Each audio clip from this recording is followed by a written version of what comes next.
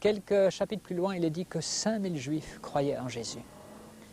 Et l'archéologie nous montre, on a récemment découvert, il y a à peu près une année, un nouveau symbole qui comprend un poisson, une étoile de David et un chandelier, et qui était sans doute un symbole, un signe de reconnaissance des Juifs qui croyaient en Jésus au 1er, 2e, 3e siècle après Jésus-Christ.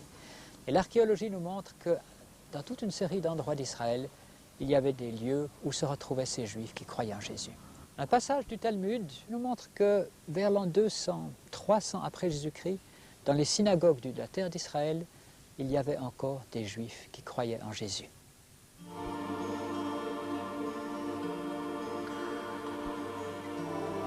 Peu de gens savent que dans les grottes de Qumran, on a retrouvé aussi des fragments du Nouveau Testament. De nombreux livres et articles s'interrogent sur cette découverte. Polémique autour d'un papyrus. Le trésor chrétien de la 7e grotte. Les apôtres ont pris des notes au jour le jour du vivant du Christ. Des chrétiens à Qumran. Témoins oculaires de Jésus. Qumran et les évangiles. La grotte numéro 7 a livré aux archéologues des amphores portant des inscriptions hébraïques et 21 fragments de papyrus provenant de 13 rouleaux rédigés en grec. Depuis 1972, un professeur de papyrologie, José O'Callaghan, affirme que parmi ces manuscrits, plusieurs fragments proviennent des livres du Nouveau Testament. Pour le démontrer, il les a soumis aux investigations criminologiques.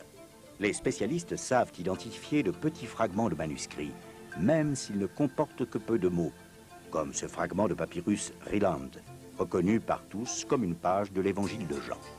Il date de l'an 125 à 130. Parmi les papyrus de Qumran, le fragment désigné comme 7Q4 est formellement identifié comme verset 3-16 de la première lettre à Timothée. Le morceau numéroté 7Q5 correspond au chapitre 6 de l'évangile de Marc qui parle de Génézareth en Galilée. Après avoir traversé la mer, ils vinrent dans le pays de Génézareth et ils abordèrent.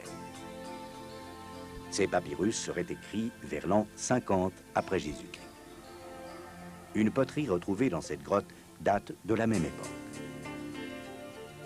La présence de manuscrits du Nouveau Testament signifierait donc que les hommes de Qumran lisaient ou écrivaient des livres chrétiens avant que leur communauté ne soit détruite en 68 après Jésus-Christ.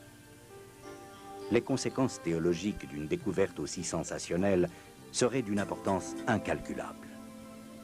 De nombreuses théories s'effondreraient alors et une bonne partie de ce qui a été dit sur le processus de rédaction des évangiles serait à revoir. Les arguments en faveur de la sûreté des récits évangéliques s'en verraient renforcés. Professeure de lettres et passionnée de paléographie, Isabelle Dumeini donne quelques précisions lors d'une émission de télévision. En 1972, le jésuite, qui était un papyrologue espagnol aussi extrêmement savant, José O'Callaghan, avait prouvé qu'un tout petit fragment de manuscrit portait des versets de Marc et était écrit avant 50 de notre ère. Pendant longtemps, ces fameux manuscrits, parce qu'il s'agit toujours des manuscrits découverts à Qumran, c'est la grande découverte du XXe siècle, et ces manuscrits, découverts entre 47 et 58, ont été bloqués. Au moins pendant 40 ans par l'école biblique de Jérusalem. Il faut savoir aussi qu'un des musées, le Rockefeller Museum, dans lequel étaient conservés les manuscrits, a été en territoire jordanien jusqu'en 67, du fait de la partition de Jérusalem. Donc ils ont été bloqués assez longtemps. Et depuis les années 60, donc, on a pu travailler sur ces manuscrits et on s'est livré à de nouvelles datations. L'année dernière encore, en 94, la grande papyrologue internationale, Madame Montevecchi, avec tous ses collègues, a confirmé toutes ces thèses de O'Callaghan, etc. Pendant 2 siècles, au moins 1 siècle et demi de théologie dite libérale, on a fonctionné sur cette hypothèse que les textes étaient tardifs, rédigés en grec et après une longue tradition orale, pour essayer de justifier des légendes. Parce qu'on ne peut pas croire, a priori, il y a quand même un problème de foi, et l'enjeu, c'est le texte. Pour les autres textes historiques, aujourd'hui, il y a beaucoup moins de manuscrits, il y a beaucoup moins de preuves. Dans le monde, on acceptait comme vrai des documents qui étaient très loin d'avoir la fiabilité des textes bibliques. Mais parce que l'enjeu n'était pas du tout le même. Ces petits fragments de papyrus restent une énigme. Même si les savants sont divisés quant à leur origine, après tout, il est fort possible qu'à Qumran, on a lu et copié également l'Évangile. Et que certains Esséniens ont reconnu en Jésus ce Messie qu'ils attendaient si ardemment.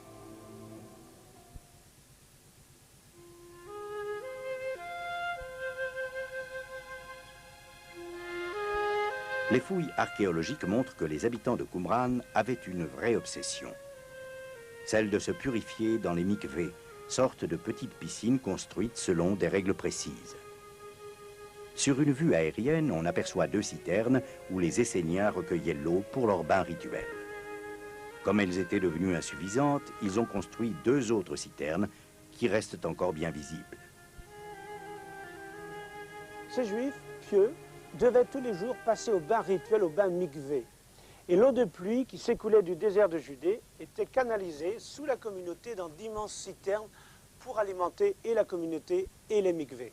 Sur le flanc du mikvé, il y a des marches qui permettaient de descendre et il fallait s'immerger au minimum 3 fois.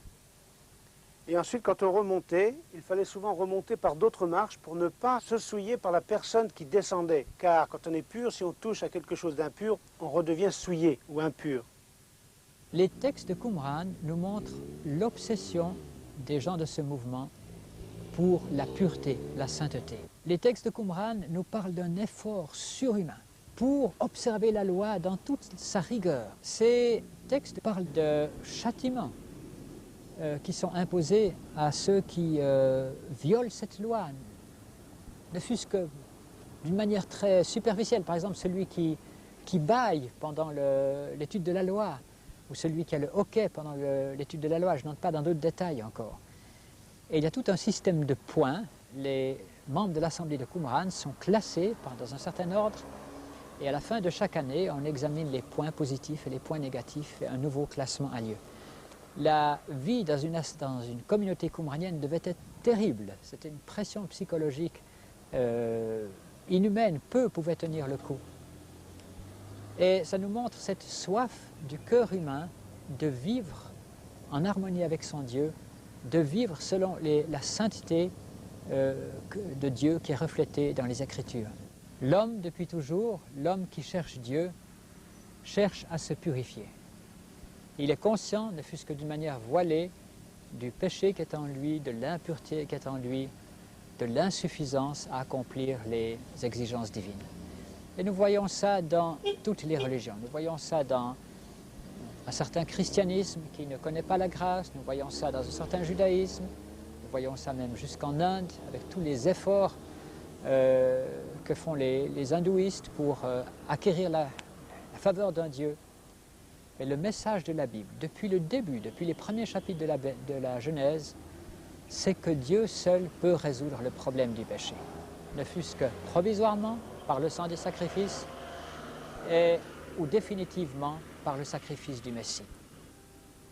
Et le message de la Bible, c'est que nous avons affaire à un Dieu qui est saint, un Dieu qui est redoutable, mais aussi un Dieu qui nous aime infiniment et qui n'a reculé devant aucun obstacle, qui n'a pas reculé devant le fait de livrer son propre Fils afin de pouvoir nous pardonner sur la base de son sacrifice. Et cette offre est valable pour chacun aujourd'hui.